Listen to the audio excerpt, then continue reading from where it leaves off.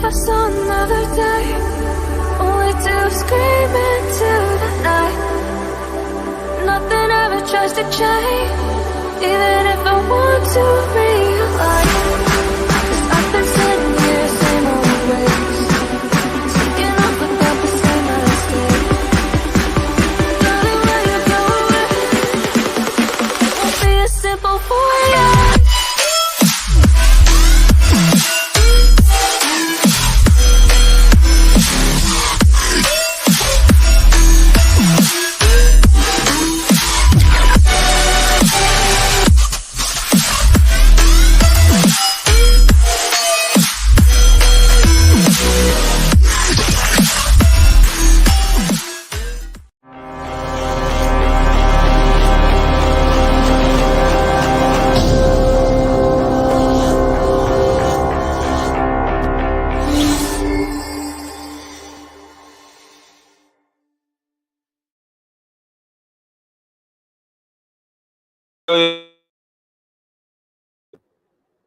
There we go. Sorry about that, guys. Yo, guys. It's Old Man G here, back again with another, it's a transfer, basically a transfer show. Obviously, you can see me scrolling through Fabrizio's right now because people are saying it's confirmed, it's done. Here we go. But I don't see anything on Fabrizio, so I'm just going to land on this as we speak. But anyway, this is our transfer show. I'm joined again by @TomtheJournalist. We're here to talk about Onana, which looks like the deal is essentially imminent, effectively done as we speak. And obviously, as you can see, this is Fabrizio's, but obviously Tom will give us his as well. Remember, guys, if you are new to the channel, to like, share, and subscribe to Red Devil Studio. Follow us on Twitter United and smash the notification button for the latest Manchester United news. Shout out to everyone, obviously, in the chat. This is our Manchester United transfer update show, weekly show. We give you latest Manchester United transfer update. We'll talk about Onana. We'll obviously talk about Holland as well, and where United are with that, amongst other things. And also, guys, let us know in the chat who you want, who you want United to be signed. Let us know. So Matty, so shout out to Matt in the chat.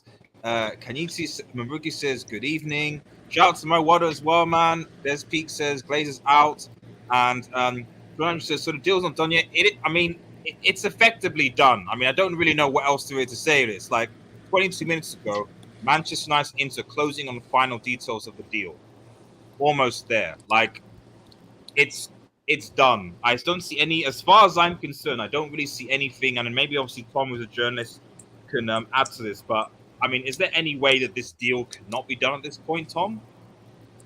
Oh, a shout out to Kevin Jones. Good evening, buddy. Go on.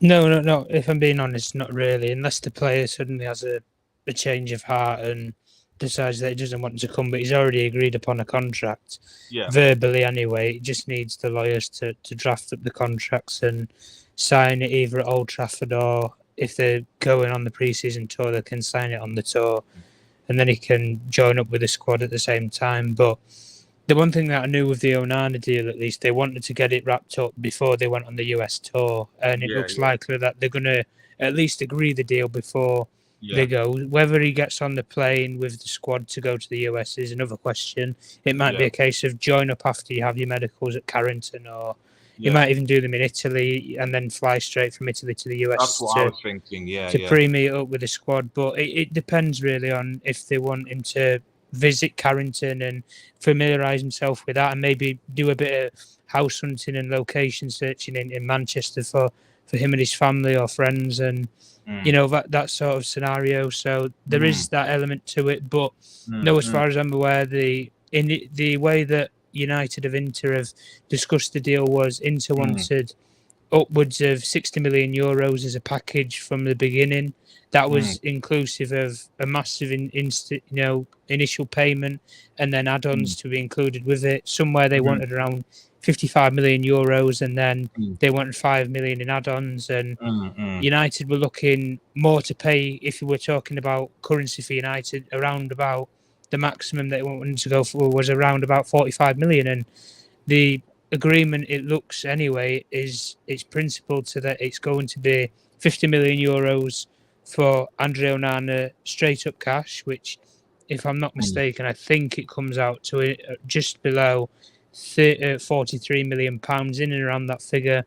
And then they're just discussing the performances and the sort of details around the add-ons, it's understood that it'll be between 3 to 4 million euros that they'll add on to the deal. But those are similar to, like I say, with the Mason Mount deal. It's inclusive of if United win trophies, and if he was to win the Golden Glove, for example, then because it's a goalkeeper, you can insert certain clauses in like that. So Inter, as they have always stood by their valuation, they said, as I've said before, that they'll meet United in the middle, and United and Inter, they've always had that good working relationship. So I never really failed in terms of that an agreement was going to be reached for Onana, and the player made it very clear when Manchester United were in contact with his agent that, look, this is a once in a lifetime opportunity. Clubs like United, even when he had the offer from Inter, a historical club like Inter, doesn't come around forever. And Manchester United, to be their number one goalkeeper, it's something that hasn't happened in 12 years. So that's how rare that opportunity comes available for somebody. So he's taken it with both hands. And the understanding in terms of him was he's agreed on a 4-year contract deal with an additional year, which can be obligated either by the club or himself in agreement with the football club. And as I say, the initial payment's done, just discussing the add-ons.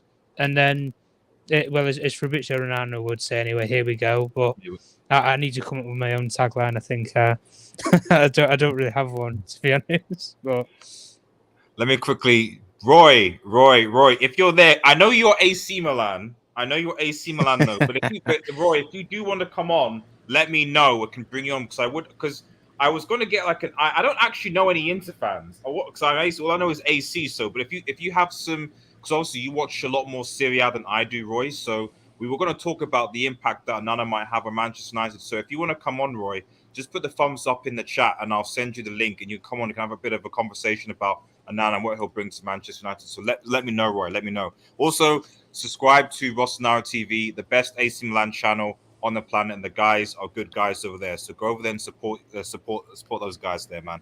I think they're on the road to 10K, I think. Let me just quickly see some comments again. Damatsu confirmed that it's done. Yeah, I mean, I don't even even I could say now this because it's. I was always confident about this deal because, as Thomas rightly said, United have a very good relationship with Inter Milan. The player wants to come. The deal was going to be around about 50, 55 to 60 million euro, which United can do. And I think, to be honest, the fact that David De Gea left and where he left, it all but confirmed it. Because, I mean, they clearly must have wanted to sign Onana if they're going to let David De Gea go in the way that he did. You know, because if we weren't going to sign Onana, it would have been a very big okay, what the hell do we do next, basically. So, and of course, he's worked with Ten Hag. It was a given. It was a given. And this is the deal is done. Mawada says, David De Gea's house available. Sorry, too soon. That's a bit too soon.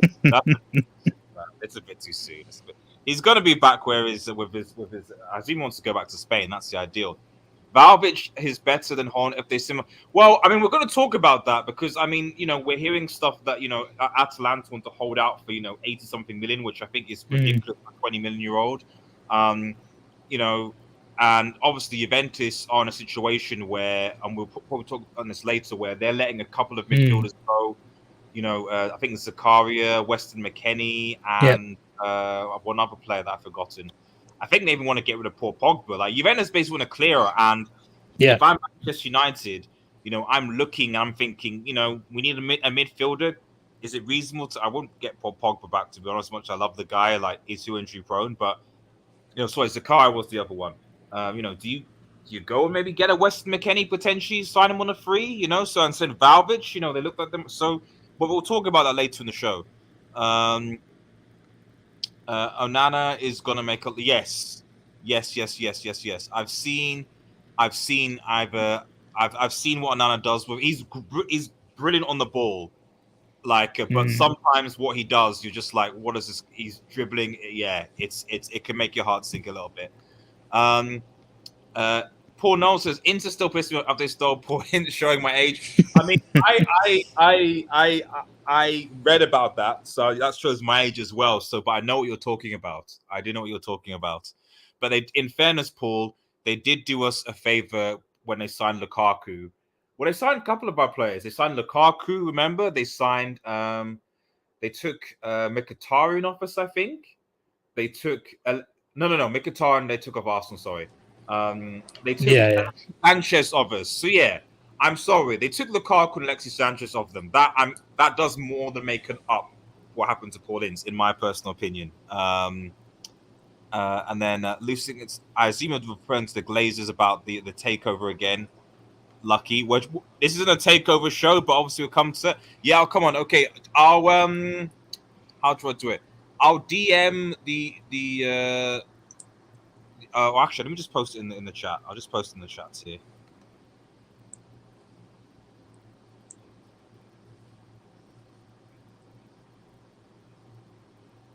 Perspective on Onana. Okay, so it's in the chat for you, Roy. If you can come on. And looks it's done as like it's imminent. Although I would effectively say it's done at this point. So I mean a few hours, but yeah, imminent. Okay. So just any quick questions. Shout out to Raul man. Hope you're doing well. Any other questions? Yeah. Okay. Fine. Right. I see Roy in the back. I'm gonna bring him in to give us the Onana juice, and obviously, let's give us 2 seconds. There we go, man. Yo, what's up? How you doing, G? I'm doing good, man. I'm doing good. Thank you for coming on, man. I appreciate it. Hey, no problem, man. Yeah, no problem. Yeah, Onana, dude, that's a great signing from Manchester United. He's a top goalkeeper. Definitely in Italy, the two best goalkeepers are him and Magnan. It's it's a tough battle. If you're Milanista, you'll say Magnan. If you're Interista, you'll say Onana. But if you're objective, this year Onana definitely had the best year, especially in Europe. Really, go on. Yeah, strong personality, great reflex saves. And I don't know how Manchester United is playing, but if Manchester United likes to play from the back, he's great. He's great from the back. So yeah, top-notch signing. Good for Manchester United. What would you say, Roy? Obviously, I know you're Milan. You're a Milan fan, so like you don't like talking about this, but what would you say would be like from what you've seen, obviously, in playing against your team? What would you say was Onana's like best traits? His feet for sure. But I'd say his best trait is his personalities and the way he the box and his reflex save are clutch. He's a complete goalkeeper. He's a total complete goalkeeper. I know he had some issues with Cameroon, so he's got a strong personality. I don't know exactly what it was. I can't remember. And he got kicked out of the team. I can't remember exactly what it was. It was based upon that the coach didn't want him to play out from the back because it didn't suit the team at the time. Okay, and that's how he fell out with the coach. And Onana disobeyed the orders, and he was struck off the camp. That's what I understood anyway from that. Okay, perfect. Go on. No, I was just saying. So if Manu is a team that plays from the back, possession from the back, Onana is one of the best you can get. Boy, I think that clearly Ten Hag. Guys in the chat. If you have questions to Roy, obviously put them in the chat. Clearly, United need a keeper that can actually play from the back for a while now. Even under Ollie, Ollie at times played from the back, but just De Gea just wasn't good at it. So finally, we potentially got a keeper under Ten Hag who can do that. So it's been probably, as I think Moses, it's been play from the back. I'm going to quote. It's been 12 years. We have the defenders, I think, that can do that as well. Des Peak though says, is he a good shot stopper? Yeah. Would you say? Absolutely. He has some clutch saves, great reflexes. I mean, listen, Inter in Italy, they lost a lot of games this season. I wouldn't say it's because of Onana. It was because of other reasons. Actually, Onana was in Europe. Onana was clutch, 100%. I mean, Inter got to that final of the Champions League thanks to a lot of the clutch saves he made. No, I think a lot of people saw that final even against City and were like, "Wow, this guy really, so, not I won't say destroyed Haaland, but like he kept him quiet basically. So in his distribution, so into players, if Inter just had better forward finishers, and attackers, you never know, that final actually might have been a bit closer, to be honest. So do you think so? I guess one thing is like, how do you feel that? I mean, actually, this is a good question. Sorry, Manny brings up like, what do you think about this? About this, Roy? Is like, does Maguire? Is that something that you might consider like at some point?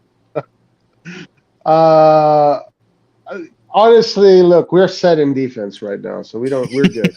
Can you not play like, because you guys let Tonali go, so can you not like try and put him and make him in a midfield, like, and do It's okay. maybe It's okay.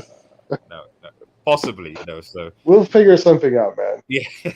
Something will come up. So I think last question. Thanks for coming on. Like, how do No problem. you because obviously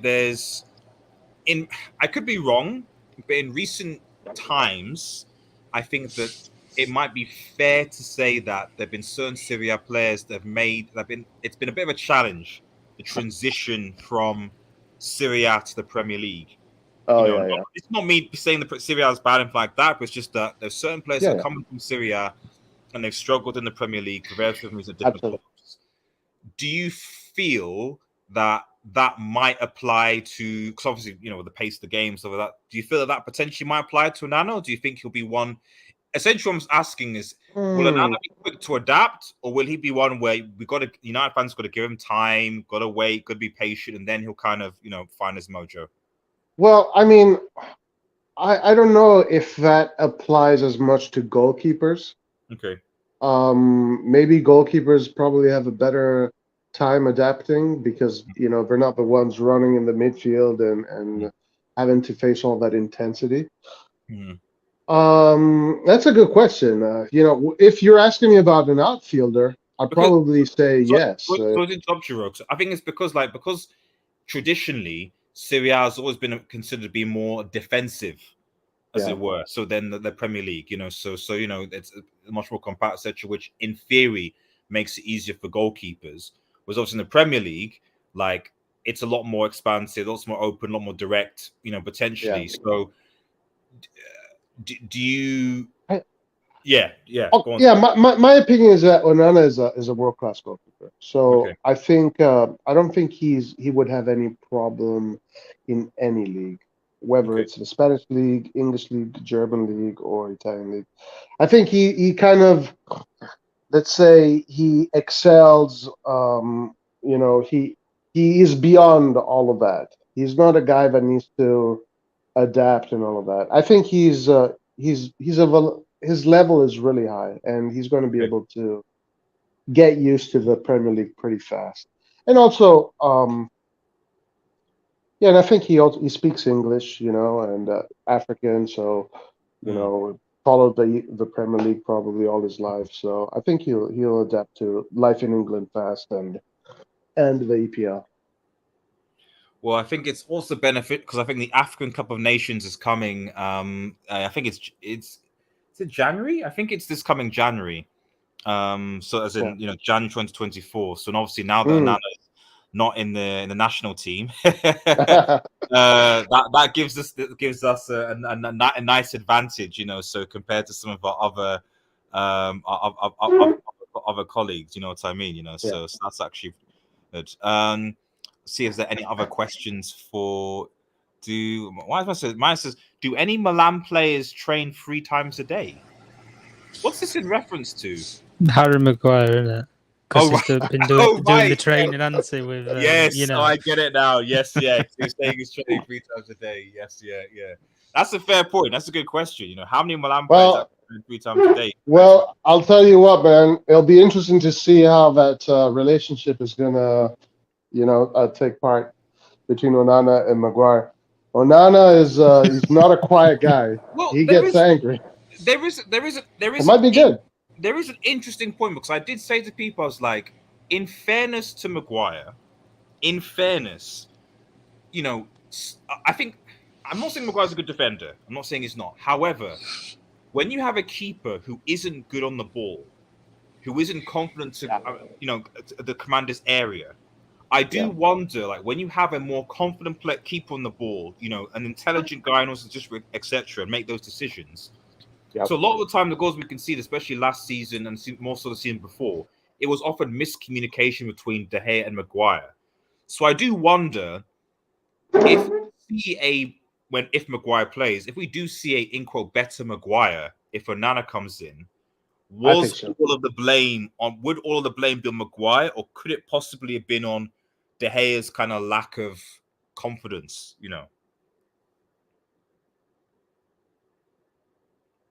Oh, hello.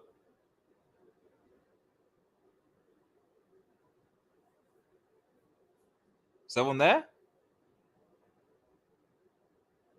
Can't hear. Can everyone hear me? Just want to check. I can't hear anybody. Let me just check. Tom, you there? Roy, you there? Yeah, I'm here, Jim. Yeah, okay. So it's just Roy just gone away. Okay, fine. So I couldn't hear anybody at all. So I was like, I thought there might be a technical thing, but there isn't. Okay, fine. Anyway, I'll drop Roy back. Roy, thanks for coming on, man. Really, really appreciate it. And I will be on your channel soon, man. Take care of yourself, buddy. I'll speak to you in a bit. Peace, peace, peace, buddy. Take care. Okay. Right. Okay. Let us go. Right. To see any signings here. Okay. Yes, I can hear. Yep. Everyone can hear me. Good, good, good. Shout out to Stephanie in the chat who's back. Thank you very much. Please get the likes up, guys. Please get the likes up. We're just waiting for a here we go from Fabrizio Onana at this point. We are literally waiting for here we go at this point. But I mean, as far as I'm concerned, like, it's done. It's done. Obviously, as you heard from Roy, who's a Milan fan, who obviously has heard and seen Onana in the Serie A, and obviously people have. The biggest thing, he is a shot stopper, but the biggest thing is his ability on the ball. His ability to play from the back. We've needed a goalkeeper who can play from the back. And I do think Manchester United, because of this, will play differently next season. I think we will. I mean, obviously, let me know in the chat, guys. What are your thoughts? Take care, Roy. I'll see you in your private chat. Take care. Forza Milan, buddy. Forza Milan. What do you think, Tom? How do you think that this signing impacts Manchester United? I think it really. I think when you look at how goalkeepers develop teams and how a manager wants to implement a style, the most three successful and progressive teams that we've seen in the last, I would say, couple of seasons, really, in Liverpool, City, and Arsenal, when they've all brought in new goalkeepers, respectively, Ramsdale and Edison and Alisson, they've all had a transformative effect one way or another on that team, and they all have personalities. They're all brilliant distributors of the ball, good shot stoppers, and at the end of the day, I look at that and I think you bring Andrew Onana to Manchester United, I think it elevates a lot of the squad, because some of the squad, as we already know, will know Andrew Onana already. Lissandro Martinez will know from the time that they've played together there that what his capabilities are. I think especially with the manager as well, I think that's a key element, that the manager, already knows the player and vice versa. They know the style, and I'm sure he'll be able to adapt to whatever way of playing that Ten Hag wants to play. And look, I think when you have, one of the greatest managers that's in our time right now in Pep Guardiola, who he even admitted it himself, he was basically having nightmares when he was deciding how the team should play, and when they went up against Inter in the Champions League final. And I look at it, and when he clearly pointed out Andre Onana, when you play against a goalkeeper like that, you have to change the way how you play based on one player. That's a big impact. It's a psychological impact, but it's also a big impact to your team when your opposition has to be cautious of how they want to play against you now. Because I think for far too long, teams know Manchester United's weaknesses. You press up high against the field, and Manchester United will normally kick the ball out into the stands, or they'll just give us the ball back. It's as simple as that. And then we retain the possession of the ball. And Manchester United have always been that quoted counter-attacking team, whereas Manchester United don't necessarily need to be that now. They can be if they want to be. It can be used now as what it should be used, a tactic. A counter-attacking is a tactic, not a style of play. So bringing someone in like an Andre Onana gives you the distribution, and it gives you the angles to play the passes that you want to in midfield to kickstart an attack. And I don't necessarily think that it's going to improve a lot of the squad, but I think it improves the way that we play, because I don't think this is the finished article of a team. Absolutely not. I think there's more players that need to come in to fit the pieces of the puzzle to how it should fully function. And I think the way that Ten Hag builds his teams, it's very hard to get all of the players in at once that suit the team. There's a lot of cogs that need to move in the wheel to make the engine go. And Manchester United have only picked up a few of those cogs along the way. But Andre Onana is one of the big ones where it moves a lot more other parts than a smaller part would do. When you bring in, say, as we've said about, say, a Mason Mount, for example, that's a smaller cog in a bigger pool of players. Andre Onana, as I said before, I was shocked that Manchester United really was the only club that had gone for him, because clearly Inter were prepared to sell. And the way that it's been portrayed was that Chelsea had an invested interest in him, but they dropped their interest in a goalkeeper. But the one thing... Sorry, go on. No, go on. I mean, when I look at the players that need a goalkeeper, like, I was surprised that Chelsea definitely didn't go for him. Aside from that, I don't think any other... I was surprised even Spurs, because Spurs kind of need a goalkeeper now that Lloris is kind of, They brought in the Empoli goalkeeper, though, the young lad. So I think it was like 15 million. So yeah, okay, so fair enough. And then I'm thinking around: do PSG need a goalkeeper? No. Bayern need a keeper? No, not really. Madrid and Barcelona don't need their respective keepers. So really and truly, it was probably Chelsea and United. And you're right, United went in for him, and it is what it is. But the one thing that I understood anyway was Chelsea had spoken to Andre Onana's agents, but he made it very clear that he wanted to play Champions League football, and he already had at least European football, and I'm pretty sure that Inter are back in the Champions League for next season anyway. So he has that guaranteed opportunity there. And if Manchester United didn't come along, Andre Onana wanted to stay at Inter. He was very settled in Italy, particularly in the city of Milan, just like he was in Amsterdam for many years. He felt, like I say, he came through Barcelona's ranks as an 18-year-old at La Masia, and he left to go to Ajax based upon that he wasn't going to get the opportunity at Barcelona, was what they told him, but also he didn't feel the city embedded his personality. He went to Amsterdam. It's a very lively, enthusiastic city. The fans, Dutch fans and football go hand in hand, and the way that Dutch football has influenced modern day football, really, with the likes of the Johan Cruyff way to play and certain things like that.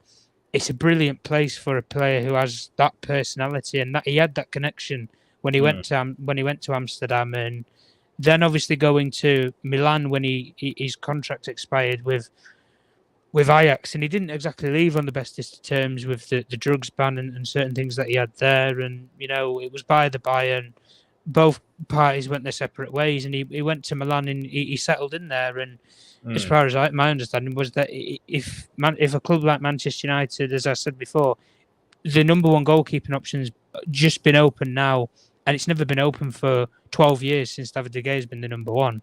So it's a very rare opportunity for it to come round to be Manchester United's number one goalkeeper. So really, it is a once in a lifetime sort of opportunity. It doesn't come around often. And if it didn't come around, as I said before, with Chelsea, he didn't really feel the attraction towards the Chelsea project. They tried to sell it to his agency. Look, we're building a young, enthused squad to go on to win things and develop as a team. Andre Onana doesn't want a team that's going to develop over years. He wants to win here and now. That's the sort of mentality of the player. Tom, are you saying that Chelsea's, because I mean, there's certain people that I know that are assuming that Chelsea are here for winning trophies and doing things, but are you saying that Chelsea are building a young, experienced team that's going to take time to develop? Is that where Chelsea's plan is going?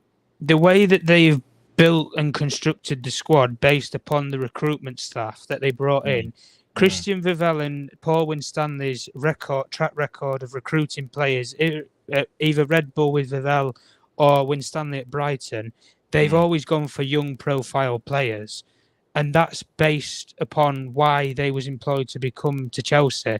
Because under Roman Abramovich, when you think about his sort of tenure at the football club with Marina Granister and Bruce Buck, the way they run the club was, we want players who can win here and now, and we'll pay top dollar for players who are maybe 27, 28, who are reaching their peaks or are in their peak profiles right now, and we can go on and win straight away.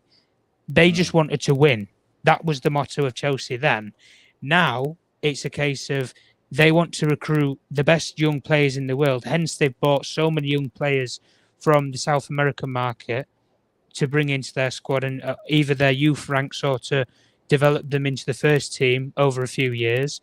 They've looked at bringing in really a lot of young players. I can't really think of one, maybe over 28-year-old that Chelsea have really looked at recruiting in terms of a player. I think if they would have got Onana, I think, stand correction, I think he would have probably been the oldest player that they would have brought in, barring someone like an Aubameyang, but that wasn't really Aubameyang and Koulibaly, but it breaks the model, really. That wasn't when they had the directors in place, but as you saw from the January window, they recruited potential and young players. That's the way that they've looked at it. So the way that it's been enthused from Chelsea is that, yes, they want to win a trophy here and now, but they're looking at it as a project.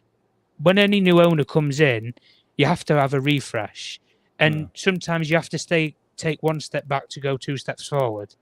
And that's the way that Chelsea have looked at it. And in Todd Bowley's case, he took every single role that was available at Chelsea at the time. He was the sporting director, the owner, the kit man. Like he was literally everything. He'd have probably been the manager if they wouldn't have had one. Wow. And then he went from that now, and he's distanced himself from the operations. And that's how you can tell there's a difference in Chelsea recruiting players. The first summer with Thomas Tuchel, Sterling, Koulibaly, Cucurella, those kind of players, and then you take those players from what they did in the January window, from Mudryk, Enzo, Mudieke, a lot of a younger talent pool of players. So they want to win here and now if they can, yes, but they've accepted that it's going to take time to win major trophies. Is the way that Chelsea are looking at it anyway. Fair enough, Chief. Fair enough. Let me quickly read some comments, and then we'll park it. But hopefully, fingers crossed, Fabrizio will do a here we go while we are live. But I mean, I'm fairly confident to say the deal has been done, and obviously Thomas as well, a journalist. So I mean, there's nothing that's I suspect will change in the next hours or so. But I am hoping, if we give it another half an hour or so, something like that, hopefully Fabrizio and United, they come to an arrangement. There's 70 plus people watching. Thank you guys so much. Remember to like the vid, guys. Like the vid. It does help with the algorithm. Subscribe if you're new as well. Support the channel. We're literally just over 100 subscribers away from 4K. So almost at 3,900. So if you can subscribe, that will be really, really helpful. And I'm wanting to get to 100 4K by my birthday, which is on the 25th. So help a brother out, guys, and get us to 4K subscribers. We are so close. It'd make a massive difference. Let's quickly read some comments from you lovely folk in the chat. I think this is in relation to Onana, says Sean Andrew. We will transition from our half to the attacking third much quicker. Onana, fantastic pass. I agree. I think I was getting a little bit tired of love De Gea, but, hoofing the ball to where? So sometimes you put it off, but when you compare the distribution of Edison and even Allison to De Gea, there's just no question. There's just no question at all. And it will help us. Fred Alanga, welcome to Goten. Well, we'll talk about that because obviously there's been some reports that Alanga is which I knew anyway. I knew that Alanga was obviously going to attract attention. But yes, there are reports that Alanga is getting attention from Everton and Forest. We'll talk a bit about that later as well. Man is extremely happy with this transfer. Yeah, exactly. I think that for what Inter offered, obviously United have a good relationship with Inter. I think this is a fantastic deal for Manchester United. And obviously, Steven is at least with a ball-playing goalkeeper. De Gea's Inter, well, maybe if they pay his wages, maybe. Let's have a look. Lad reports. Shouts to Jamie in the chat as well. By the way, have United signed or what? It's imminent, basically. They effectively have. They effectively have, guys. Come on, it's not. Nothing's going to change. Irish says, when will we get it? Here we go. Hopefully, while we're live. Irish Rod. Ten Hag 7 signing, getting his players is good news. Yes, but those players have to deliver. That's the question. Are we a project or will we win here and now? That's a good question, actually. We've got Antonio in the chat. Antonio, if you want to come on, because I know you're obviously also a Milan fan, but I'll put the link in the chat. If you want to come on and talk Onana, then the link is in the chat. Come on the show and let me know, Onana, man. Let me know. It'd be good for you to come on and give us a bit more information on Onana. Just going back to the question, I'll ask you this, Tom. Are we a project or will we win here and now? What do you think? I think from what Ten Hag did last season, he wants to win here and now. And the way he took the cups, I guess, is the best way you can look at it in terms of that United prioritised every single trophy that they was in. He played fully strengthened squads against, Reading in the FA Cup, against Forest in the League Cup. He played fully strengthened squads in many of the games, whereas a lot of managers in previous years have took a backward step to cup competitions and they prioritised more on the league campaign and potentially getting top 4. That was more of a priority for a lot of managers. But Ten Hag prioritised games all over the board in United at one point, and they played the most games within Europe at one stage. Like it was getting really beyond a joke in terms of the schedule. But when you're doing well, it's a good headache to have if you're winning trophies. And the way Ten Hag prioritised it, I mean, he got to the two English domestic cup finals, won one, lost one. He secured the top 4 as well. Barring maybe disaster in Seville, you could have potentially had a Europa League semi-final, maybe final. So you could have had your own treble. And I know it wouldn't have been the modern day treble, FA Cup, Premier League, and Champions League, but it would have been something, I guess, for Manchester United. But the project that I know with United is they want to win here and now. And if they can pick up an FA Cup, a Carabao Cup along the way, then that's what they want to pick up. But they want to win trophies. Irrespective of what trophy it is, they want to win them. So by having that, ambition to win something, it's better than winning nothing. As, a lot of other football clubs look at it from a perspective of they would just love a trophy. You saw what it did for West Ham when they won a trophy for the first time in God knows how long. You'll see it when Newcastle win a trophy, whatever trophy that is, because it will come at some stage in time. Because these clubs are ambitious to win something. Leicester, when they won the FA Cup, when they won the Premier League even, what that did to their sort of supporters or the Premier League was amazing. It really showed that underdog consistency. So Ten Hag wants to compete on all fronts, and he took that, when he was at Ajax, and he always wants to stand by the same point. I want to fight on all fronts. And at a club like Manchester United, that's what you should be doing anyway. Irrespective of if you've got the squad or not, you fight for everything. Fair. And see Antonio in the back, so I'll just bring Antonio in. Yo, Antonio, you there? Can you hear us? Yo, RDS, can you hear me? Good. Yes, we can. Thank you so much for coming on the show, man. I really appreciate it. So yeah, obviously this is mostly, we're talking about the fact that Onana to United looks like it's effectively a done deal right now. I'm hoping that Fabrizio goes, here we go, while we're live, but we'll see. But can you just give us, because Roy was on here earlier, who gave us kind of like a nice kind of summary about Onana and what he'd bring to United. But can you give us your thoughts on what you've seen with Onana, what obviously in Serie A and like his best attributes, and what do you think he'll bring to Manchester United? Yes, 100%. I know him pretty well because I follow Inter a lot, biggest competition. I kind of like to break down the modern goalkeeper into like a few different responsibilities, and I kind of want to. I'll tell you what I think Onana's really good at, and the few things maybe he can improve. But overall, he's a really good keeper, of course. I think it's a very good deal. So let's talk about the obvious positives: distribution and comfortability. His ease on the ball, confidence on the ball. Those are very good. So that's a big difference from De Gea. This guy's got really good long distance passing. He can play short distance. He's not going to let the pressure really get to him. He's kind of like not as, to the extent of Ederson, but he's a player who will take some risks, but he usually isn't punished for the risk. So he's not like, someone that's like not like a weakness, I would say. He's comfortable. He can really help with that build-up play.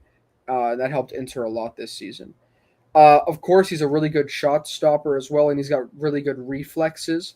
I think he's a decent penalty kick saver, which is, in my opinion, that can be seen as a weakness from De Gea that I was just noticing after watching United the past few years.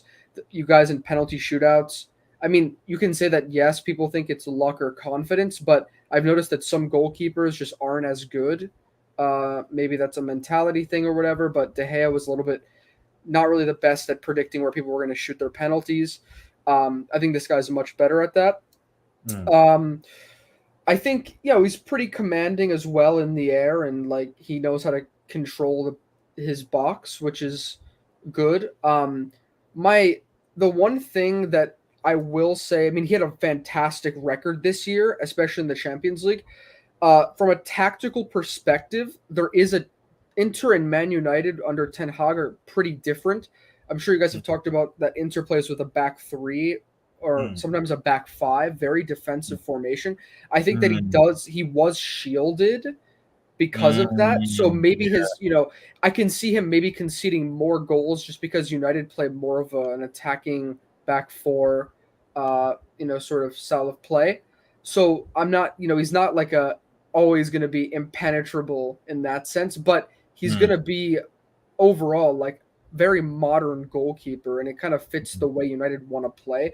Just like don't expect him to single-handedly change, like to make miracles by himself. He's going to need a solid back four, and if you have healthy Varane and Martinez, then that's really good. Honestly, I think you guys are. I mean, you're not going to be as defensive as Inter, so you can't expect that, but you have the right base to play the way you want to play. It's like the best of your ability. If you want to playing the way Inter does, you're going to have to sacrifice good football oftentimes. Most, defensively, they have to kind of stay solid and then try to hit on the counter, which, some people like that. It's not my favorite. I like the way Ten Hag is sort of building his team and the way he plays football. And that's just a different style. And so under this, with Onana in this Ten Hag system, I think he's the right guy going forward because he brings that distribution that, to play fast and to play confident, to build up quickly. So I think I like that. I like that a lot. And yeah, I think the only other thing I'll notice is sometimes his positioning is a little like he can improve that because he has conceded a few goals this year in Serie A where like from long distance. I mean, they were pretty amazing goals if you look at them, but he's kind of standing in the wrong part of the goal from long distance. But I guess besides that, I mean, this guy is a top keeper. Definitely, in my opinion, easily top 10 in the world right now. It's pretty much like all the top goalkeepers are very close, so it's hard to rank him exactly. But yeah, him and Mike were the best keepers in Italy for sure. So I think it's a very, very necessary and important transfer for United for the future. Thanks for that, Anton. That's actually a really good summary. And I think a lot of what you said, I think a lot of United fans will be very, very pleased with what you said. We've actually got a bit of breaking news, actually, which I think we'll talk into the chat. And I think because I've got Fabrizio's Twitter, and it's actually coming from Fabrizio's page. I keep on refreshing the page, but it's not related to Andre Onana, unfortunately. Let me scroll on. It's actually related to Fred. An exclusive Galatasaray have approached United to sign Fred. Opening proposal already submitted, rejected by United. Transfer fee was below expectations. However, Fred will leave United this summer. The Saudi clubs, Fulham, and more PL clubs are already working on it. So it looks like Fred is going to be leaving Manchester United. And yes, sure, thank you, Antonio. Fred will be leaving Manchester United this summer. And as I've already said on Twitter already in the chat, I know a lot of people are happy about it, but we need to sign another midfielder if we let Fred go. I know Fred isn't the best. However, defensively, he gives us something. He scored obviously goals this season. Like, he's quick, he's fast. At times, quite frankly, especially in the second half of the season, he was better than Eriksen, and he kept McTominay out of the team. I'm just worried that we have one of our arguably more defensive, but at the same time pressing midfielders, and we let him go, and we stick with what we have. And while Mount is a good presser, I think he's a very good presser. He's certainly not good defensively. You know, Eriksen isn't good. We essentially were in a situation where you've got Eriksen, Bruno, Mount, who are all, I would argue, more attack-minded midfielders. McTominay arguably is better placed when he's attacking. And then you've got Casemiro. And I guess Van der Beek, but Van der Beek is also looking for another club. So you've got 4 attack-minded midfielders and 1 DM in Casemiro. That is an incredibly unbalanced midfield. United, if they let Fred go, they have to sign another midfielder. They have to, because we can't go into a season with 5 midfielders, the 4 of them being predominantly more attacking as opposed to the other. I just think that's a bad idea, but I don't know what everyone thinks about that before we move on.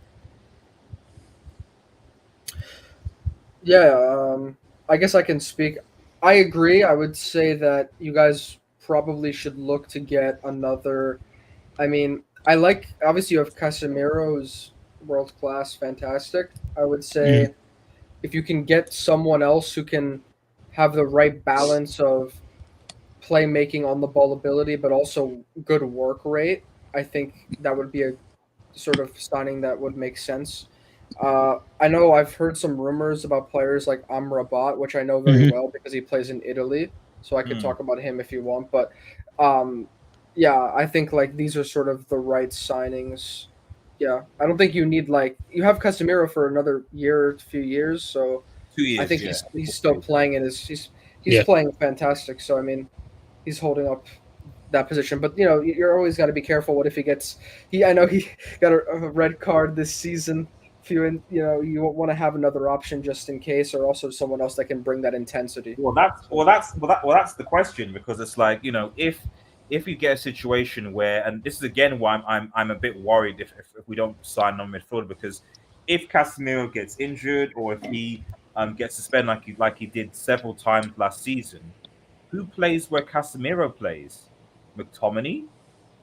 So then, are we in a situation where you're going to have McTominay, Bruno, and then Mount, or McTominay, Eriksen, and Mount or Bruno? I don't know. I'm very worried about that midfield. I like I said, I really hope that we sign new midfielders. So, Tom, do you have any thoughts about just quick brief thoughts about Fred potentially leaving this summer? Yeah, like you've already like we've already discussed before. I mean, clubs have been interested in Fred, for weeks on end. We already knew about the Fulham links, and Fulham were looking at proposing an offer, but they've recently had an option where Mitrovic is looking at leaving potentially. So they're dealing with a different situation at the club rather than pursuing deals. And they've got situations there. Saudi clubs, as we've discussed before, there was interest from Al Hilal before they brought in Ruben Neves, and there's still that interest now potentially to bring in Fred. I mean, I don't think he's going to command a major transfer fee, really.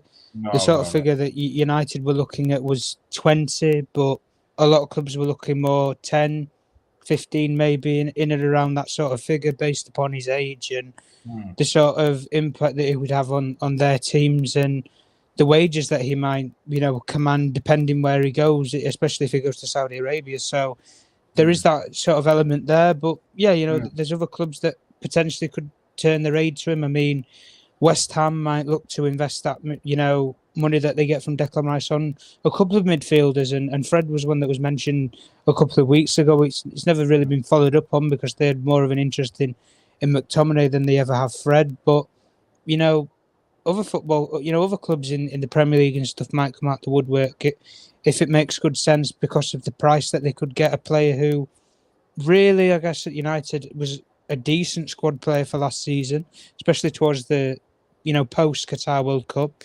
And then, from there, I mean, United can always, I guess, look at pursuing, other midfielders if they get a figure in for Fred and, as people have already discussed, about Amrabat and there's interest in Lavia and Thuram, there's interest in other midfielders, but United, due to FFP, as we know, that they have to work within the barriers and they have to really sell players to finance another midfielder if that is that they want to go for it is another position.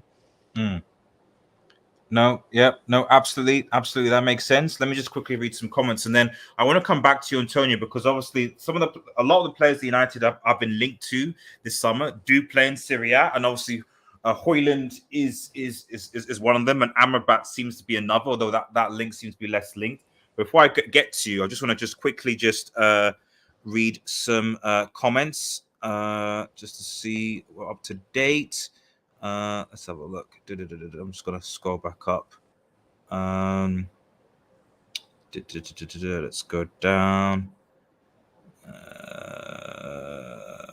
So Lucky Singh says Mohammed Kudus or Amrabat will be allowed to go. We'll see.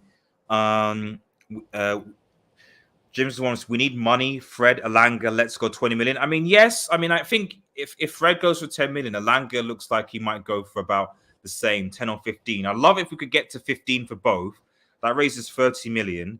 And then, Dean Henderson has to leave at this point. He has to. And Nottingham Forest will probably give us a 20.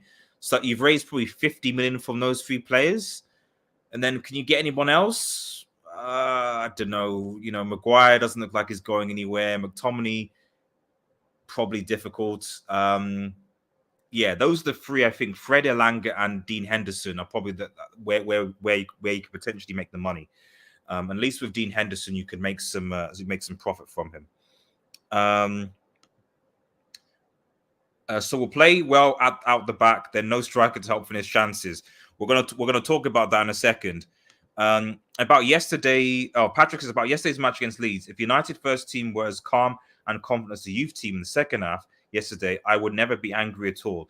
I mean, I see what you're saying, Patrick. I see what you're saying, but it is also difficult to judge preseason. I love preseason. It's good to see the football back again, but I would never judge a squad team based on preseason. Although, shout out to Ahmad, who bored apparently. Let's just have a quick look, and that's just obviously continuing from that. Let's have a look. We already know Ten Hag prefers Bruno and Casemiro's position against certain opponents. Scotty really needs to go. So I guess you could be a situation where Bruno plays a lot deeper and Mount plays where Bruno's playing. I guess Casemiro, Bruno, Mount. still seems too attacking for me, but we'll see, I guess. Any other? Lee Parker says Mainu, yes. Although I don't think Mainu's going to get a chance, so we'll see. We'll see. The Saudis want Fred. Yes, if the Saudis want Fred, maybe they might give us more money. Hopefully. Irish Road says, Andrew says, no fags. Anything else? Okay, right. Let's quickly move on. So Antonio, you're still there, right? Yes. You're still there. Cool. Right. So let's just quickly go to, obviously, I'm still waiting for still live. So I'm still waiting for a Here We Go from Andre Onana. Hopefully we get that soon. But could you just give us a bit of because right now, as it stands, and I think Tom, actually, no, before I go to you, Antonio, Tom, just from the sorts of the transfer perspective, just to confirm or clarify, is it true that United are potentially looking elsewhere because Atalanta are pricing United too much out? Is he too much out to United's price range, basically? Oh, is Tom there? Or has he gone? Yeah, I'm here. Yeah. I forgot I was on mute. No. If Atalanta stick to their evaluation of 100 million euros, then Manchester United have already got other players listed on the list. They've had Randall Colomwani, who they can get for less than what the quoted figure is for Rasmus Højlund. The only reason why they're pursuing the Højlund deal is he wasn't originally a player that Manchester United were targeting and that were looking at and monitoring. It was Erik ten Hag's staff that were looking at the player when they'd come from Ajax last summer, but they wanted to see if they had the same development in the player when he would have had a lot more opportunities at Atalanta to get minutes, in the same way that when you look at other young strikers around the world, when they've had the opportunity to get minutes at other football clubs, then you can see if the potential is there. And with Højlund, they've monitored his progress and they see the potential there. They do see similarities to other strikers that have come from other leagues and not necessarily had the best stats, but stats don't always prove the best player on the field. And the way United are looking at it in the market, number nines, a lot of the high-profile ones this summer are being priced out of moves. For example, Victor Osimhen at 120 million, there's not a lot of clubs in anywhere that are going to pay that, if any. Same thing with Harry Kane. If you want that sort of move as a Premier League club, you need to stump up over £100 million, not euros. So, there's complications in terms of getting a more experienced, high-profile number 9 that, might be a lot more well-renowned and known. But, United, as I said, if the Højlund deal doesn't pull off, then as they were prepared to do with the Mount deal, they'll pull the plug on it and they'll go for a different target. And when the rumours came out around Mount, and that they were going to pull the plug on the deal and go for Caicedo, Man United meant it. And they valued Caicedo at the price that Brighton were really roughly quoting, around 80 million. So a deal there would have probably been easy to do if they didn't get Mount. So United, if they want to, and Atalanta don't budge on the evaluation, they will pursue other targets. And in the same way, I look at it from Atalanta's perspective, this is one of their golden gems that they can get money for. So I'm not really surprised that they put such a high valuation on the player. Plus, a lot of Italian clubs don't make a lot of money as it is anyway, based upon transfer figures and marketing from their, media camps. And a club like Atalanta, I know, dissimilar to other clubs, they do have debts and they have loans that they've taken out for stadium developments or improvements into the accounting or the figures at the football club. So they run like every other football club. They need money coming in, put a high valuation on money or so-called gems anyway of a player. But there is other clubs that are looking at Højlund anyway, but he's made it very clear that if he could and if it's the option, he wants to come to Manchester United. PSG are lingering around. Bayern Munich want a number 9, and if they can't get Kane, they might look elsewhere. So, there is different football, clubs that could pursue someone like a Højlund. But as it stands right now, United are the only ones that have formally spoken to his camp and Atalanta.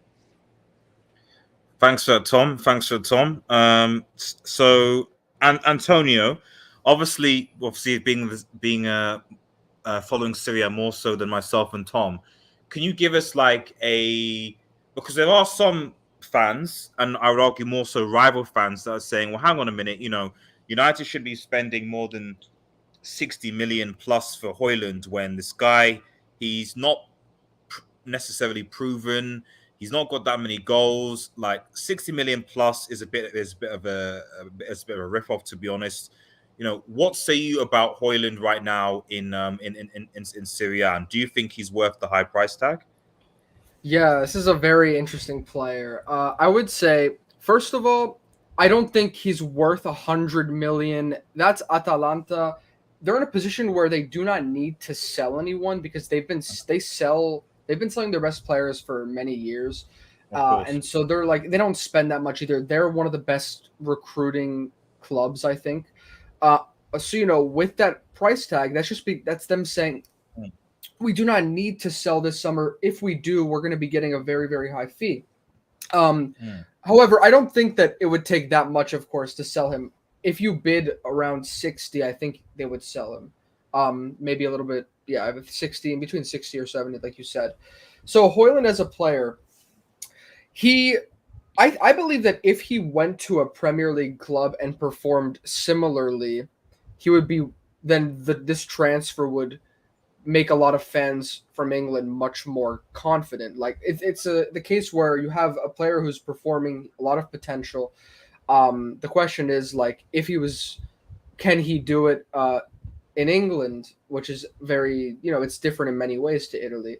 And if he did have similar stats, numbers, and also looked as promising there, then there wouldn't be a question, because in England, there's, like you said, there's sort of like a tax, right? You get very high fees for these young players coming up. So for me, I see where, you can't be sure of how good he can become, but just speaking a bit about his quality, yes, he's very promising. He was playing in the Austrian Bundesliga before, at the very beginning of the season this year, and he played 5 games, scored 3 goals and 2 assists in 5 games. Then Atalanta got him really quickly. Then this season, he ended, I think, in Italy with 9 goals and 4 assists, and so he has a total of 16 goals, 7 assists in all competitions for the season, which is, it's not like amazing, but they're good numbers, and he's only 20 years old. He's also, I know you guys use the metric system for height, so he's like 191, I believe, and I'm from the United States, so that's like 6'3", which is very tall. So he's got height, but he's not like the most, so he is physically imposing, but he's not going to be like, I would say, like as dominant or tall as some of the like super like veteran world-class strikers you see. But what he does have is pace and height, like as a good combination, because he can get in behind. His finishing is very good.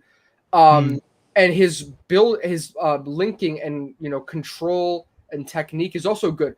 I would say the one area that maybe he still hasn't really excelled in would be like in a one-on-one matchup with like some of the better defenders in the league. From what I noticed, I don't think has the ability to dribble past or jump one of these top defenders and on a consistent level and go and score against the best teams. So that's one concern I do have for him, but I think he can develop that, of course. But against like when Milan played him, our center backs did a decent job of keeping him quiet. I think also, though, it's not just his fault. It also depends on the tactics of how Atalanta want to play. He did excel this year because their main striker was injured for most of the year. They do play an attacking style, but I would say that it's not really, they don't usually have like one player that takes all the goals. It's very much about, it's a system, they move the ball. They get goals from their midfielders as well. Like Coop Miners, for example, scores a lot of goals. The thing is, he's a player, but the one thing I will caution, I'm being very honest here. He's not, you guys haven't bought him yet, so I want to like tell you guys what I think. the one thing I'll caution about Atalanta, this happened to Milan in the past, is they are a very unique system where they have this sort of unique pressing style, a back three, and so sometimes you get players from there, especially like it happens, like very good wing backs, for example, or midfielders, and they don't really excel once they leave Atalanta. Now he's a striker, so I don't think it's the same for him. But I personally, I think more than 60 million for him would be unreasonable. If I'm being like brutally honest. Now, if you give him another season, let's see if he can hit those levels. But as of now, it's a lot of gray for his future. I don't know. So I would say that I would be cautious, and it's too early to put that super, super high fee on him. But he's very good, and I think he's one of the better or best young strikers in our league. I would say I'd have to think about some other players. But yeah, he was impressive, and he's definitely a player also for Denmark this year who just started playing on the senior team, and I think he scored either a hat trick or 2 goals in one game in their, I think, Euro qualifiers. Looking very, very good, and he's got a good mentality to him. He looks hungry. He looks like he wants to score goals and prove himself, and he's like very, fearless when he plays. So he does try to take people on, but I just want to see him do that against top competition. Atalanta, I think I don't think they were out of Europe last season, so this year they're going to be in the Europa League. So we'll see how he does in the Europa League if he stays. But yeah, I think I wouldn't be relying on him from a Man United perspective. I think you guys, obviously, it's a huge club, right? Big, a lot of media, a lot of fans. So I could see a situation where if he doesn't start excelling, it could be a lot of pressure for him right now. I think it'd be better for him to stay another year and prove himself. But I mean, I think, I think United probably needs someone who's a little bit more ready. Because I know there's a lot of expectation, right? I mean, for example, players like you guys have gotten a lot of young players that haven't performed, like Sancho, who I still think is fantastic. He was even at a higher level than Højlund is right now at his when you guys brought him in, and he didn't perform. So you never know with these young players, right? I just want to emphasize that point. I would say I think he needs a little bit more time to prove that, and so I wouldn't be banking that much money on him right now. And yes, and the difference, I mean, obviously, Onana, on the other hand, is much more experienced. He's already proven in many ways. So I'm much more confident in that Onana signing, as just to give into perspective, which I know is kind of random, but I'm just kind of comparing the two signings as of now. No, that makes sense. That makes sense, Antonio. Thanks for giving a perspective, because I think there are lots of United fans that have sort of, and I've been this before. I think in this community, I think they'll agree with me. But there's been a lot of United fans who've been like, we're desperate to get a striker, we need a striker, and because Kane is now essentially no longer an option, at least until next season, unless he goes to Bayern. It's like, well, Højlund's the next best thing. We've got to go for him. He's great. He's good at X, Y, and Z. But actually, as you rightly said, he's not the finished article yet.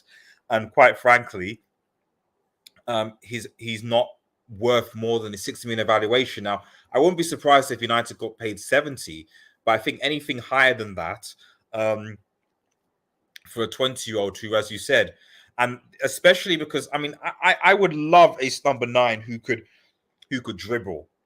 Who could actually dribble and actually ball and actually play. So the fact that, I mean, yes, okay, we need a guy who's in the box and who can press and who's tall, and Haaland can do and Højlund can do those things. But it does worry me, especially given how good some of obviously the top team defenders are. It does worry me that might be a problem as of now, anyway. Let me just quickly read some comments. I'll come back to you. We'll talk about Amrabat as well.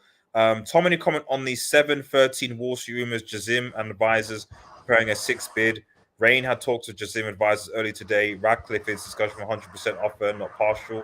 Is this? I mean, obviously this is not a takeover show, but is there any? Have you heard anything about that, Tom, at all, or is this just another rumors and stuff like that? I've not heard anything to do with that. Rain have even contacted any of the parties, okay.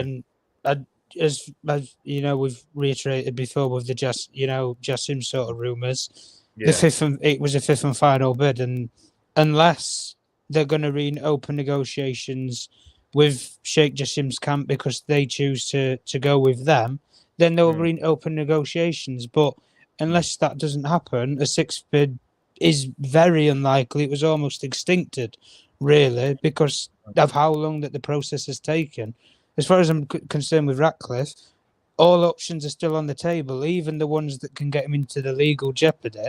But if you can weather the storm and you got the stomach for it, then I mean, go for it then, Sir Jim. If that's what rocks your boat. RDS. Yeah, well, yeah, I'm here. Can I go on to it. Make two more?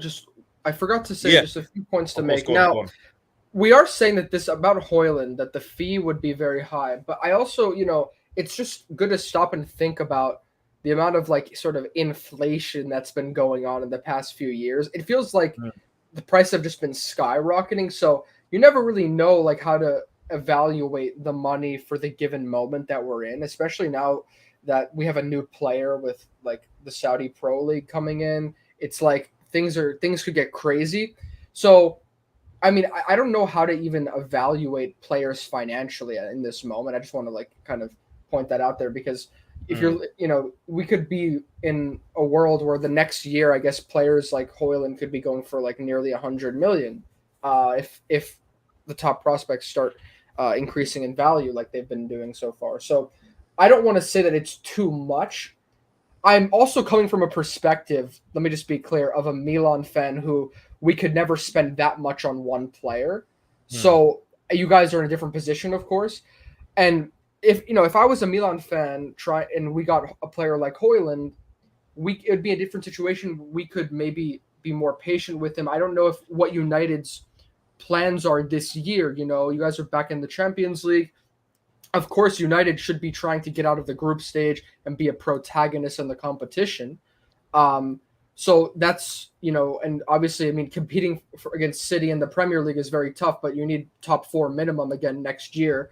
So there are these sort of, I would say the fans would probably put high aspirations for the club. And I don't know if that could be more pressure for Højlund than, let's say, another destination. And so we're just staying at Atalanta, for example. So I think that's sort of, there's these sort of things to think about as well. Just wanted to add that. No, that's fair. That's fair. And thank you for giving that perspective as well. I suspect that there's some people in the chat that have their say about Højlund, and I think there's some comments coming in. So yeah, Jason, the Core Kid, said he's not even a finished article yet. It's a joke, man. I assume it's in relation to the high transfer fee. Lee Parker says, what did you lads think of our 2 centre-backs in second half against Leeds? They look like units. Be nice if they develop into solid CBs. I didn't actually watch the full game, watch the highlights. But what I would say is that I think really and truly, they're not really going to get any opportunities this season. I will be real. I want to be realistic. They're not going to get any opportunities this season. I think we are just very stacked in that centre-back area. And, I might even said maybe one if we could get Maguire to leave the club, potentially. But that's not looking like it, because you've got obviously Varane, you've got Lisandro, Luke Shaw is essentially can play in that position now. Maguire's obviously there, Lindelof's there. Technically, Eric Bailly, I think, is still here. So I just think the competition at centre back is just too much. So I think the best thing that those guys can do is just hope for a really good loan, is what I would say. And then maybe by the time they come back, the competition is sort of whittled down a little bit. Will be my thoughts. Anyone else on about? Mo Water says the price is a joke. Please walk away. Sean Andrews says Antonio reminding us we need Højlund and another striker. Exactly, and that's what I've also said at the start before. If it was Højlund and Harry Kane, happy days. But it can't just be Højlund at all, and relying on him to deliver the goods. It can't. So yeah, no. We also need Mohamed Kudus. He's young and strong, says Kofi. Stephanie says, why not say to Atalanta, here's 45 mil. If he scores 20 plus PL goals for the next 3 seasons, there's another 10 mil per season if he achieves that. I mean, I would love that, Stephanie, but they don't have, as I think Antonio said, they don't have to sell. There's no pressure to sell. United are the ones that need a striker. and Atalanta don't have to sell him, so they can essentially demand what they want. And if it's 80 mil, just like Brighton with Caicedo, they're like, listen, Declan Rice is going for 100 mil. We want 100 million for Caicedo. You know, we don't have to sell him. You either give us the 100 mil or you don't. It's really simple as that, really. Noel the Red Devils in the chat says Onana will do well. I think so too. I'm getting the feeling we're not going to get our Here We Go announcement tonight. It probably will be tomorrow morning, unfortunately. So that is a bit of a shame because but as far as I'm concerned, though, Onana is probably is a United player essentially.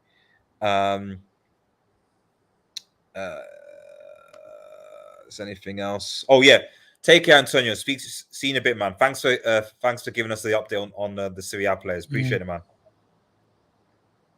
Okay. Let me just switch to that. Okay. Just reading some comments, guys.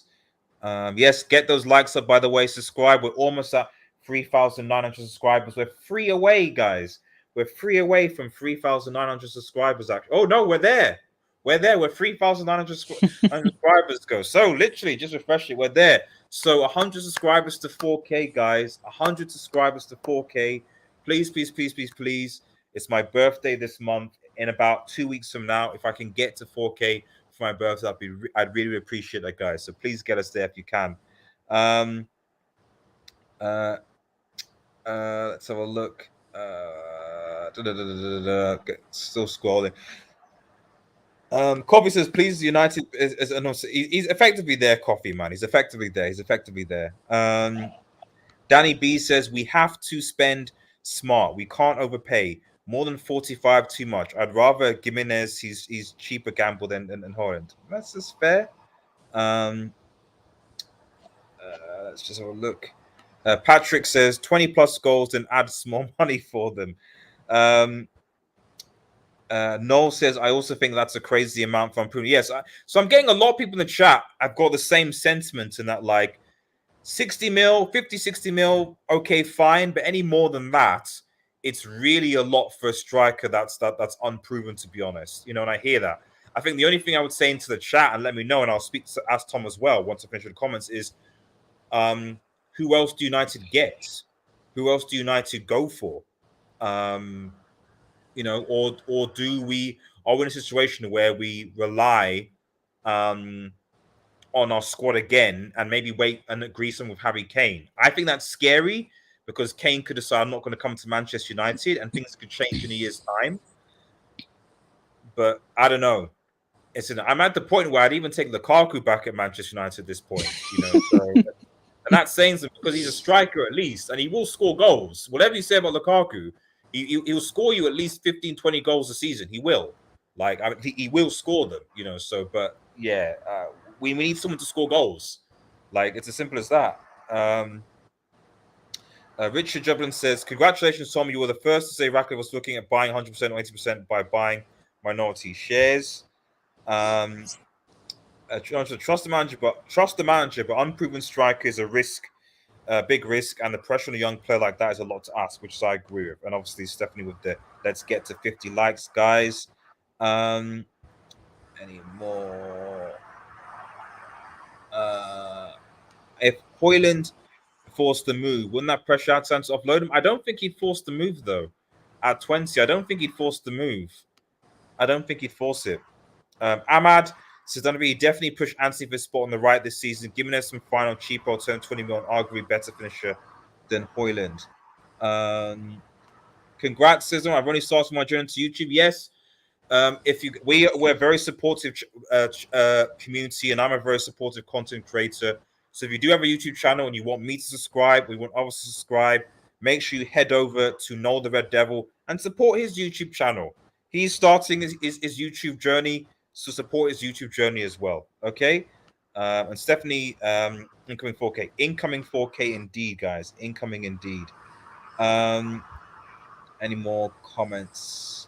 Matty does say, I'm confident that we're going to buy Kane at the end of the transfer window. If any, no. I can say no to that right away because Daniel Levy is not going to sell to another Premier League team. That is a fact. Even Ferguson, it is, but Brighton will not sell for any less than probably the similar that for Højlund, 80 mil, 100 mil. They're not going to sell them for any less. That they're not. So before we move on, Tom, before we move on, do you have any just regarding like United player exits? Obviously, we briefly talked about Fred, but do you have any news, Tom, regarding any other United players exiting? McTominay, Maguire, obviously a bit about Alanga as well. Maybe give us information about that. What are the what is the exit news? The exit news really is, you touched on it there about well, we'll start with Alanga anyway. From what I know from today anyway, Everton have put a proposal forward to Manchester United, believing that the package is in and around £10 million, inclusive of add-ons, which could reach maybe 15. United had originally, it might seem a little bit laughing, but they originally put a £25 million evaluation on Alanga at the start of the window, and they've, dropped it in recent weeks since none of the clubs followed up on the interest when they originally discussed in and around their own recruitment teams that Alanga's a good prospect player. He does have potential, and I think United, looking in and around the £20 million mark, I think it's a fair price, if I'm being completely honest. I think for a player who's a Swedish international, he has played, European football, love it or hate it, if it, stings to some people. He was quite a decent player for Manchester United, not last season, but the season before under especially Ralph Rangnick. I think he was one of the leading lights really for that demise towards the end of that campaign in that season. And look, there's youth potential there. There's, as I've said, Everton have put a proposal in place, and I'm sure if they put one proposal on the table, they'll look into going for a second one. Nottingham Forest as well, looking at two United players. They're looking at Dean Henderson as well, which I'm sure we'll get onto. But with Alanga, they like the player, young, vibrant, enthusiastic character, and in terms of buying potential players, United, wanting to get a lot of the players out of the door and off the wage bill, really. He doesn't command a major wage, but it does something towards the bill. And United are looking at offloading players to further develop the squad. And, if Nottingham Forest then can come into the equation and create a little bit of a bidding war for United, that might seem well in terms of getting the valuation up based upon if both clubs are desperately needing and wanting the player. There was a lot of rumours and links in and around RB Leipzig potentially being interested in him if he wanted an opportunity to go to the Bundesliga. And United originally even earlier, even Dortmund said they were interested in at one point. Like, why is all that Bundesliga like news talk sort of disappeared? I mean, if I was Alanga, I would. If I was United, I would have sold him to a Dortmund or a Leipzig and put in a buyback clause to help his development. The problem is a lot of English clubs want the buyback clauses now, but a lot of the German clubs don't want to insert them in the deals now because it cuts out of their profits from what they sell the players on in the future if they can develop them correctly. So, for example, when Birmingham City sold Jude Bellingham to Dortmund, they inserted a 10% clause in Jude Bellingham's transfer figure, and he's just gone for upwards of £85 million. So 10% of that figure, if my maths are correct, earns Birmingham City around £8.5 million, which might not seem a lot to Dortmund considering they're getting most of the package, but to a club like Birmingham City, that's, brilliant, really. Getting a couple of million into the football club to develop and potentially use on a campaign to get to the Premier League, it's vital for clubs like that. And Dortmund look at that as a point of view of when clubs are exploiting that marketing tool that they can add by buyback clauses or sell-on clauses is the most common to German clubs. They want the clauses out now because it hampers their ability to then market the players because they have to put a stupid price on which might put a lot of bidders off of paying, but they're doing that because then they still get more money based upon it goes to them, the whole package deal, and then they just pay a percentage off of whatever the clause is to the relevant club that they bought the player from originally. The thing with Leipzig is that Leipzig look at different model of players, but the sort of Scandinavian market of players they look at very interestingly. For example, Konrad Lamar, they had Sabitzer through the ranks at the time, and Alanga sort of fits that model of players. Szoboszlai, like the model of players that Leipzig go for suits the profile that they target, really. And that's why Alanga's a lot more interesting, I think, to Leipzig than he would be a Dortmund. Based upon Dortmund are looking more at the raw British talents, bring young kids through the academy and so forth. So there is that connection there with Alanga potentially going to Everton or Nottingham Forest, but European clubs could come in, and you could have 3-4 clubs that jump to the wall really to sign the player. And I guess moving on, Dean Henderson, there's still that interest there with Manchester United, to get him off of the books and to get a transfer fee for him. United are prepared to. Wait, Tom, why have we not been able to? Like, for me, Dean Henderson should have been the first thing. I don't know if it's with the De Gea goalkeeper situation, but I don't understand why. Why has he not been Manchester the first? United, Go on. Yeah, United haven't let any goalkeeper go. They've not even let Mateo Kova go out on loan, who has interest to go back to Prague, where he's just won the Czech League, for example. And he's just a young goalkeeper. Tom Heaton's had an offer on the table to go and be Luton Town's #1 goalkeeper for the Premier League. He's not even been allowed to leave. They've not allowed any goalkeeper to leave, and talks with Nottingham Forest had been at a good stage at the time. And the owner at the time, Marinakis, had been in constant contact with Richard Arnold, discussing the sort of figures it would take for the deal.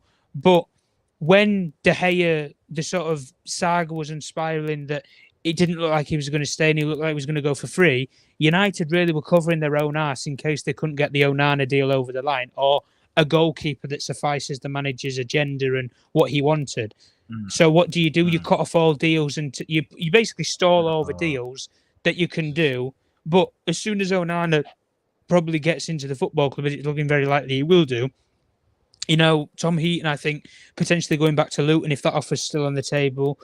I don't really have an understanding of that, but that could potentially go through. Again, Dean Henderson, I think the negotiations with Nottingham Forest will resume. And listen, Nottingham Forest, I think, have been patient with Manchester United in that regard, of that they do need to cover their own arse in the same way that Nottingham Forest need a goalkeeper, but they already have one safety right now in Keylor Navas. So they can really sit a little bit pretty in that regard. But United looking at commanding around £30 million for him. Nottingham Forest value him over 20, so they are going to get a decent figure for him if he is to be sold to Nottingham Forest. And look, they could meet in the middle, 20, 25 or upwards of that, inclusive of add-ons maybe. There's a package and there's a deal to be done there. And I think Dean Henderson as well wants to play regular football. So there's that avenue for him to leave, as we discussed before with Fred. Many clubs around Europe and, I'm even going to say that the world right now, with Saudi Arabia, that are interested in bringing him, even in Turkey, Galatasaray. There was links with Istanbul Başakşehir a couple of days ago, and those links have seemed to have died out since then around bringing Fred in. But United, again, looking at around the £20 million mark. And as I said before, Fulham were looking at more 10, and that's a established Premier League club. And, there's Saudi clubs that are involved that can offer maybe a better package deal, inclusive of add-ons for Fred if they wanted to. So, there's a deal to be done there. As I said, before with McTominay, West Ham have always had that invested interest. And I think when the Rice deal goes through, you'll see a potential, conversation that will happen between West Ham and Manchester United around Scott McTominay, maybe even Fred if he's still on the market, depending on the valuation and the price that you can get for that player.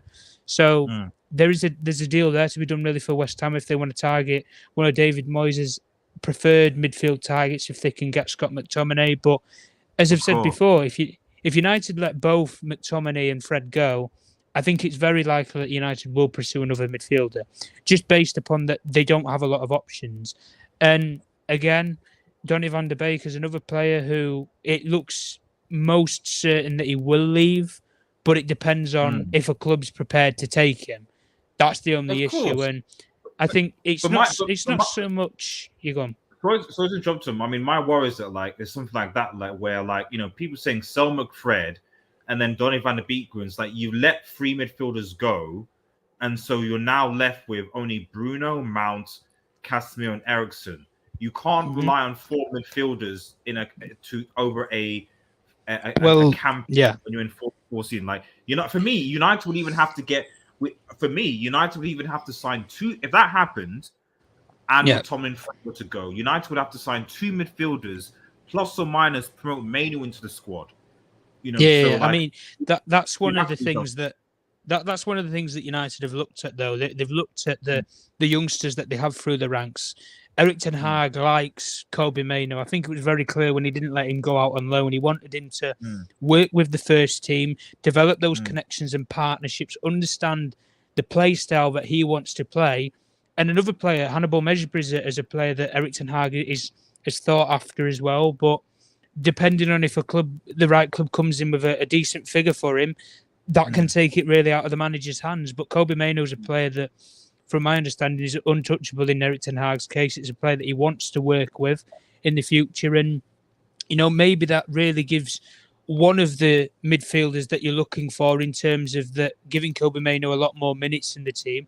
Whether he's good enough or not, I think it's, up for debate. But getting rid of all 3, as you said, with McTominay, Fred, and potentially Donny, I'd be surprised if all 3 went. I think 2 out of the 3 would go, really. And I think more likely, like I say, there's more interest in Fred and McTominay than there is in Donny van der Beek in terms of concrete on interest. And, as I was just going on to with Donny van der Beek, Ajax, there is that door that is back there at the moment in time where discussions could be had there if they wanted to bring him back. And the thing that clubs are looking at with Donny van der Beek, it's not so much him as a player, because I think a lot of clubs would take a gamble on him based upon the potential that he showed at Ajax. And if they can revive his career, it's more to do with the injury that he's recently had and how that impacts his game.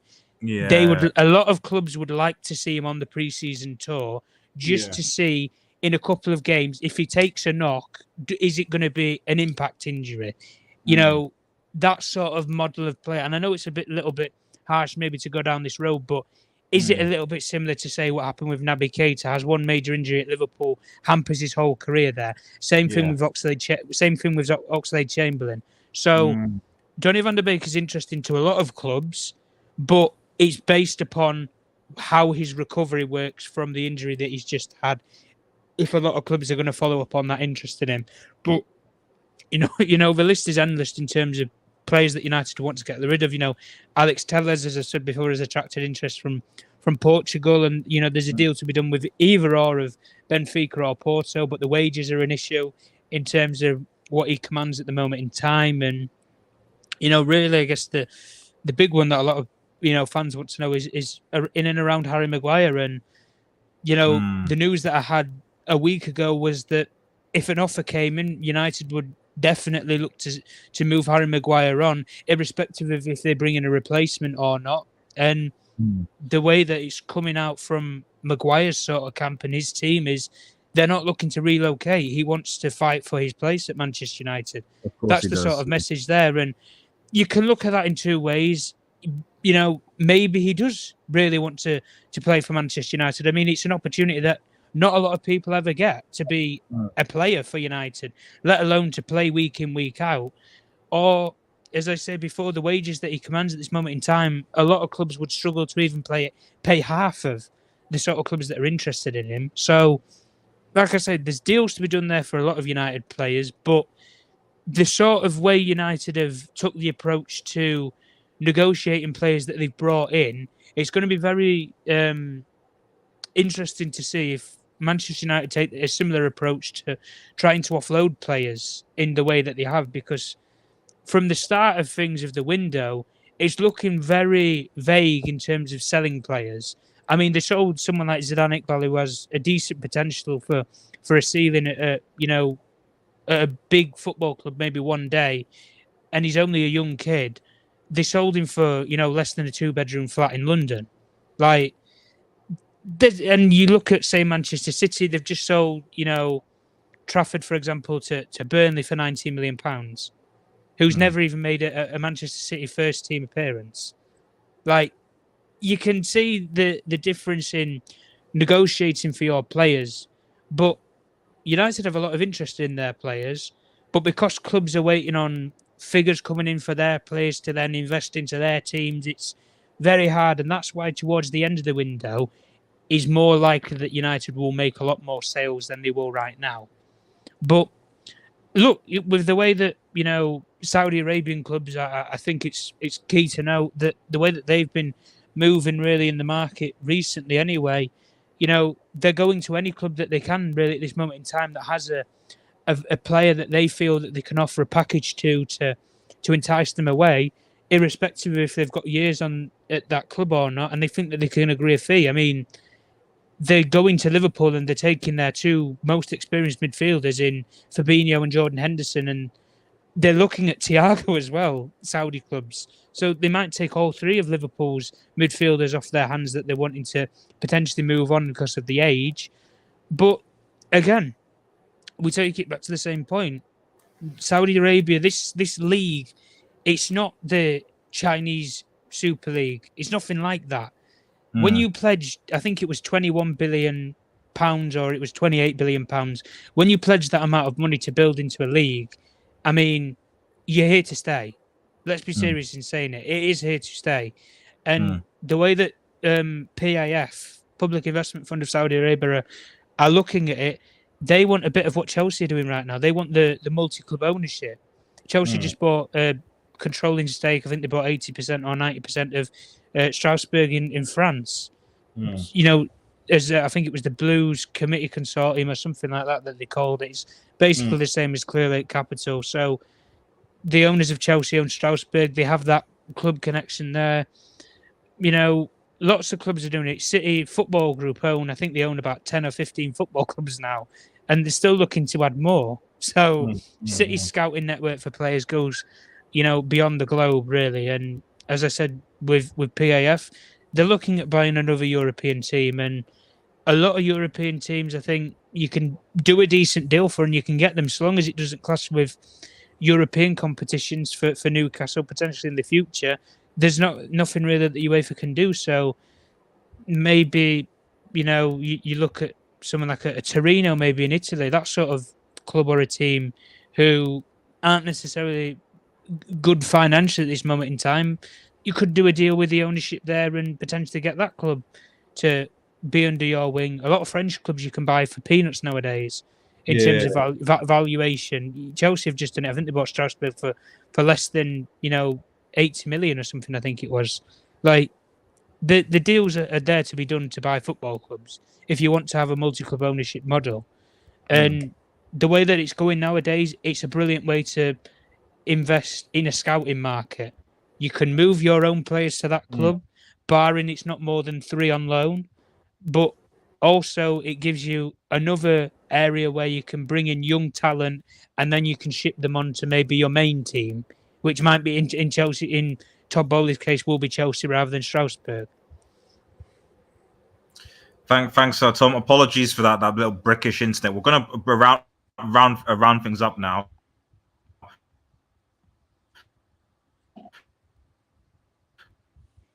So I'm just going to quickly read some comments, and then obviously I'm going to ask you, Tom, the age-old question. Oh, sorry, guys. Sorry about that, guys. Am I back? Can you hear me? I'm cutting in and out a little bit. Let me just. Yeah, sorry about this, guys. So I've been going live for too long. That's why it's gone brickish again. Right. Apologies. Right. Okay. Let's quickly read some comments, and I'll ask Tom a final question, and we'll round. And then hopefully we get a definitive here we go tomorrow. But like, it is effectively a deal done, Ronjo Onana. We'll hopefully get a deal done tomorrow, and then if it's tomorrow,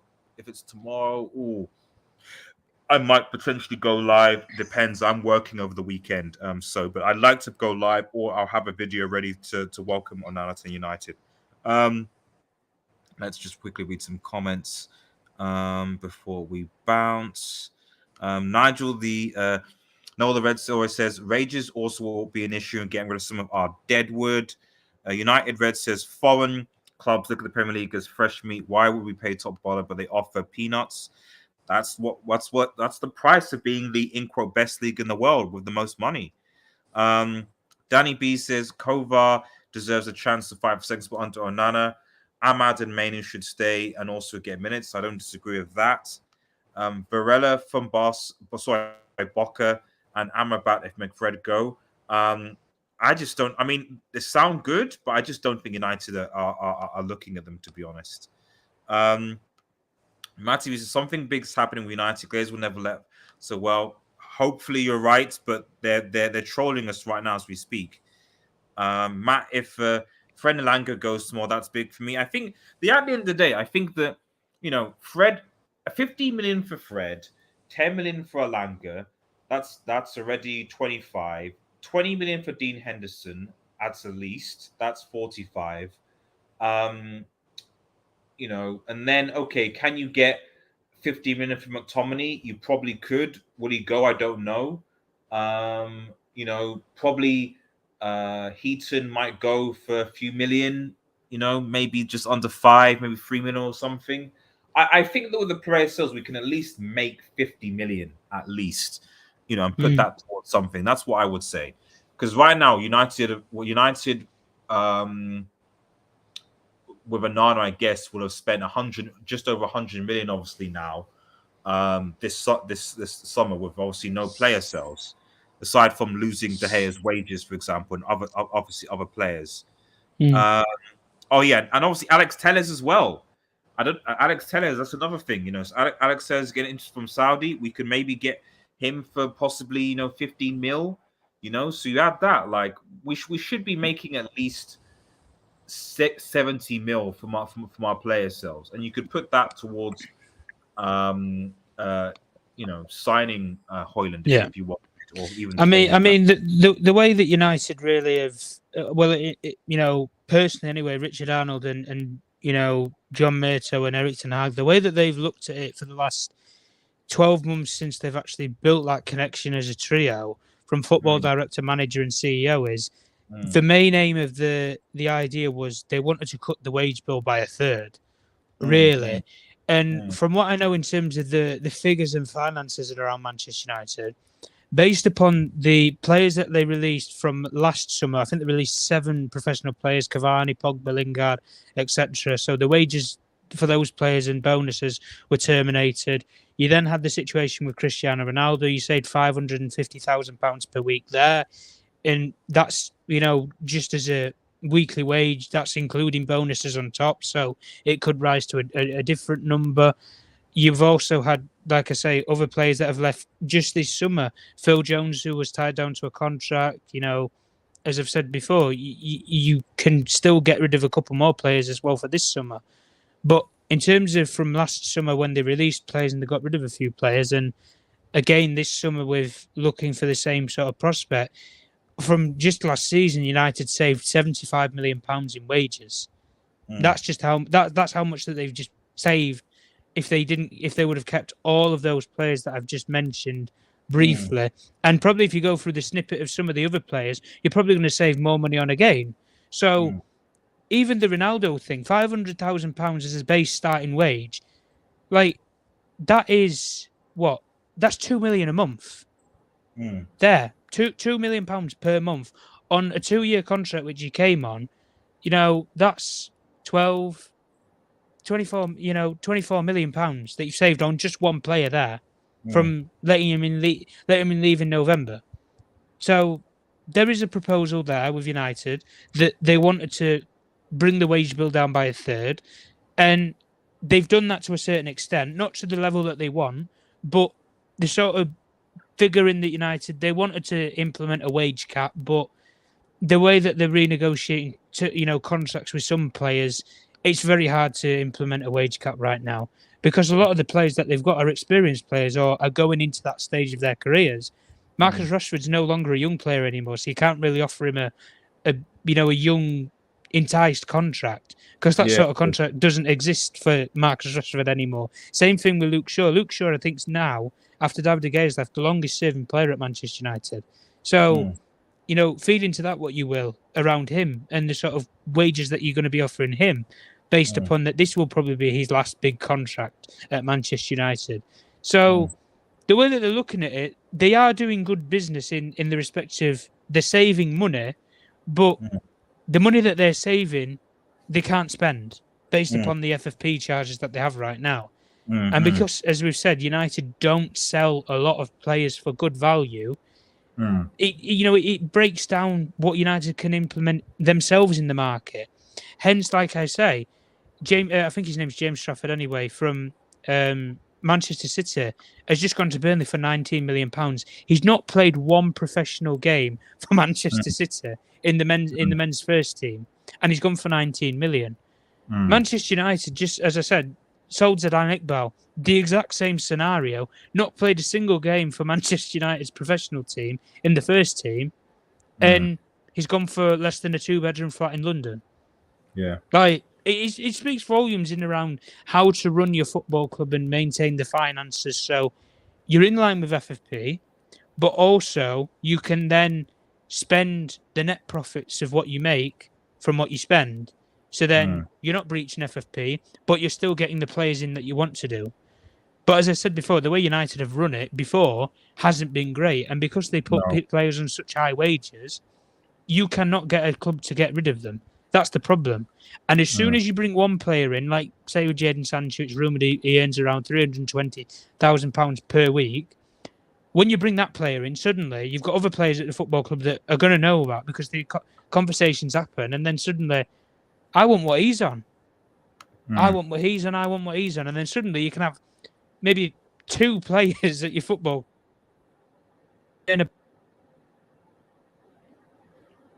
Oh, you back, Tom? You glitched out there for a second.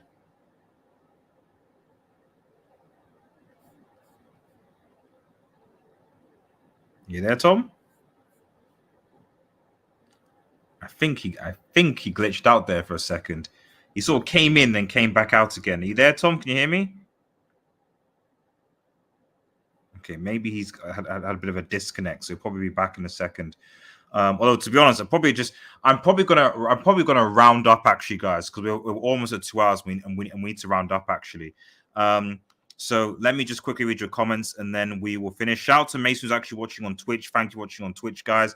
I do have a Twitch channel, guys. Links in the description. So if you're on Twitch, make sure that you follow me on Twitch as well. Road to 100 followers there. Realistically, we still need two strikers. And sorry,